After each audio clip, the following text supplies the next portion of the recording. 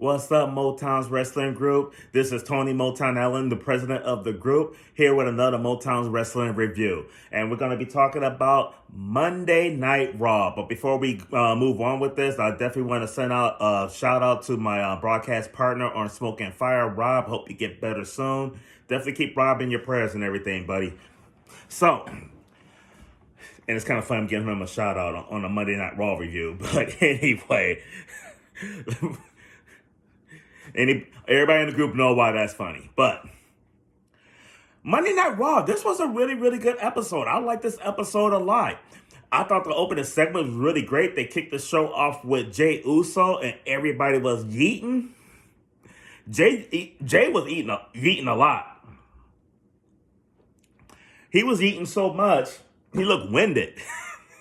That motherfucker looked tired from yeeting, and then had to run it back and do some more yeeting and hit the second round of yeets. It didn't look like he had the same fire in the nose that he did in the first one.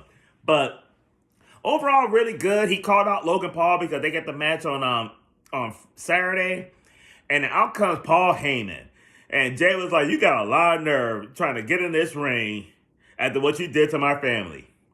Which is ironic because Paul Heyman pointed out a lot of stuff as far as how everything went.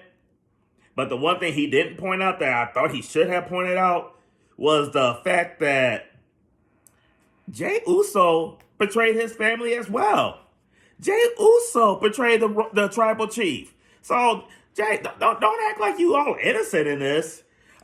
Paul Heyman didn't super kick him in the face a couple years back. That was you. But now it's like, oh, I can't believe you did this to my family. You did it to your own family. But I got it right here. Some of the stuff that Paul Heyman said. I just want to read this real quick to you because if you think about what Paul Heyman is saying, he's absolutely right. Roman betrayed Paul Heyman. Paul Heyman didn't betray Roman Reigns. Roman Reigns, lost the title that Paul Heyman spent 5 years of his life building him up as a champion. And then what did he do? He disappears. He go back to being the big dog, licking his big wounds, and leave him there to deal with Solo, Jacob Fatu, and the Tongas. And they put him through the table, almost ending his 40-year career. And did he come back to avenge me? He came back to get his Ula Fado. But I betrayed Roman Reigns, right?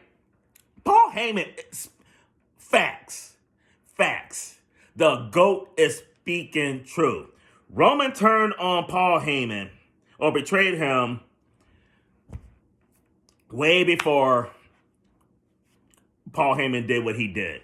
So, and he also mentioned how CM Punk put him in a bad spot and everything, and he's absolutely right on that. Like, CM Punk knew what the fuck he was doing. So, the opening segment was really good.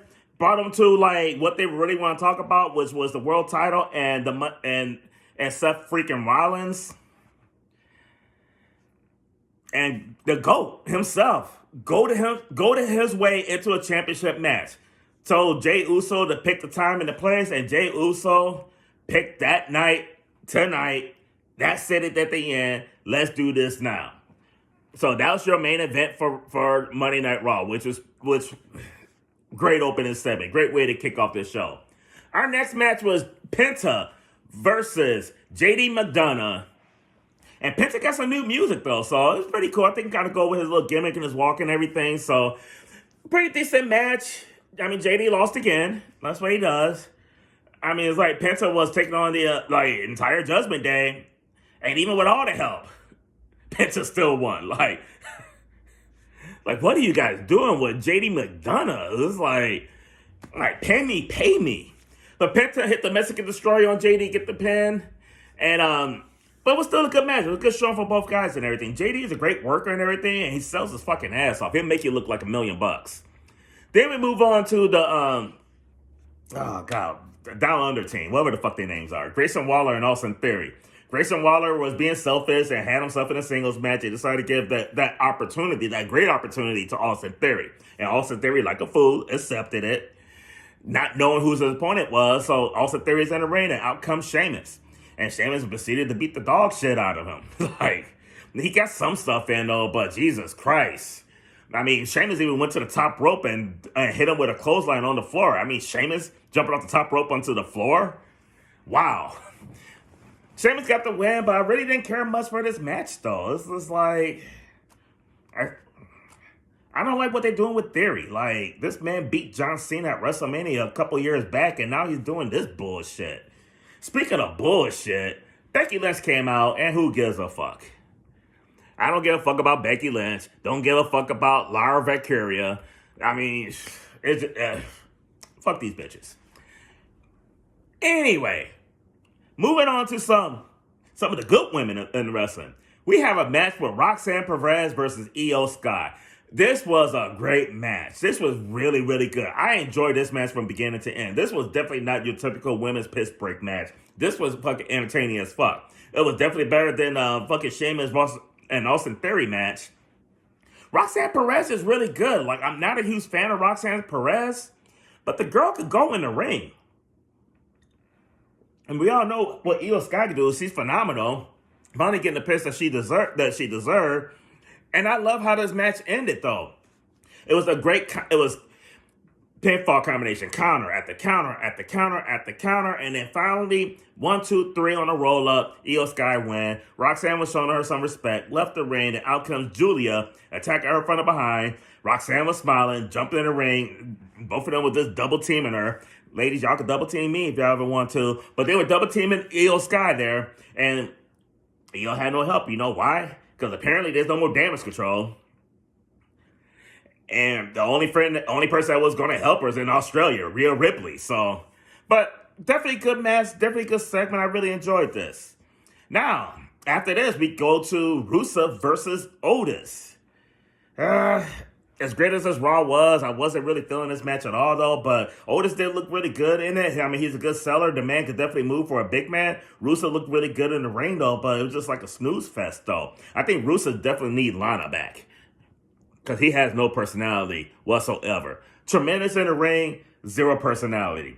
But it was kind of funny, like, Tozawa got in there after the match was over, after he made Otis tap out. And then Rusev left the ring, like he's scared of him or something, I don't know. And they turned around and whooped his ass, like beat the dog shit out of him. So that was pretty cool. Then we move on to the segment where Adam Pearce calls out Pat McAfee and Gunther.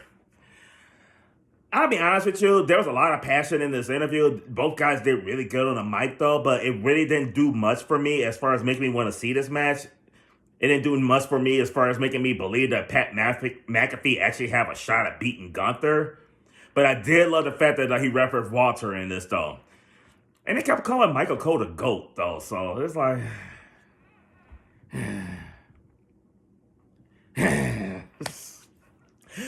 Now, moving on to the main event. As we talked about, we went from the first segment to the main event. Jey Uso versus Seth freaking Rollins. Not as much yeeting this time, that's for goddamn sure. But still, the crowd was behind him. Jey Uso is so fucking over. It's not even funny. But people were still singing for Seth Rollins, though. Very, very good match, despite all the outside interference and everything. Man, you had fucking Braun Strowman out there getting involved in it. You had Sami Zayn come back. Then you had the return of CM Punk. Great pop. Great to see him back. The match was good. A lot of interference, though. The match ended in a DQ, which we all knew that neither one of these guys were getting pinned in this match anyway. We knew what type of finish we were going to get. We just didn't know how we was going to get there. But it served its purpose. It did really good. Because you still got your programming with Logan Paul with Jey Uso. And then CM Punk and Sammy still got issues with Paul Heyman's new group and everything, though. So I think you're moving all the storylines quite well. And when Raw went off the air, apparently when Jey Uso was basically celebrating with the fans and everything, Logan Paul came out of nowhere and knocked him the fuck out. Which would have been kind of cool to see it on TV, but it's the social media days now, though. So a lot of that shit we get on there now. But I hope you guys enjoyed Raw. If you loved it, leave your comments. Let me know what you think. If you hated it, comment. Let me know what you think. Like, if you think I'm on point, you think I'm full of shit, comment. Let me know what you think. Make sure you like the video and subscribe. If you're not part of a Motown's Wrestling group, you're looking at this video on a different platform, you need to join the group. Please, please, please join the group. We got over 1,000 people in this group, 1,000 great wrestling fans. You need to join us. So that's it for now, and I'll see you guys later.